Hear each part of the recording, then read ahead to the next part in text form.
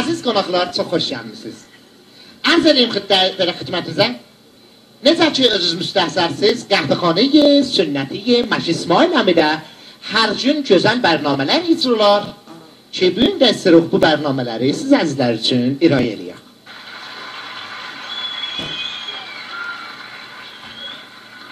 قبل از هر چیز دعوت edirik مدیریت محترم qəhvəxanadan ki, öz سخنرانlıqları ilə واقعا مجلسimize bir ayrı nur bəxşiyib və məclisimizə bir صفا باشلسندن. حادثه آسان نیست.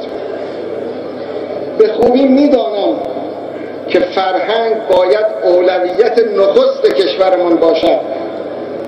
فرهنگ زبان اصلی انقلاب اسلامی و هنر زبان گویای مردمان سرزمین پارس است.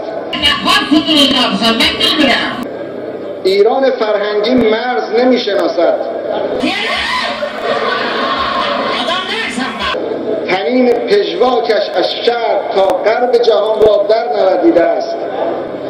نه تنها نگاه جوامع اسلامی و شرقی، بلکه چشم امید جهان غرب که در تاریکی مغرب گرفتار آمده است به شرق و خورشید گرمابخش ایران اسلامی دوخته شده است. من با تمدن استمسم گرچه بجورم با کمک نخبگان فرهنگی و پاسداری از زبان فارسی به عنوان زبان دوم جهان اسلام آمین به عنوان زبان دوم جهان اسلام آمین راه را بر نفوذ فرهنگ بیگانه ببندیم.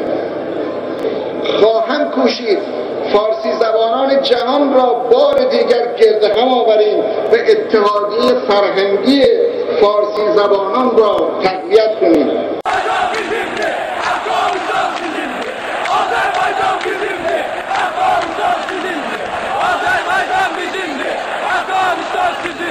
بر این باورم که جهان کنونی تشنه است، تشنه شنیدن پیام اسلام، تشنه شعر و ادب فارسی.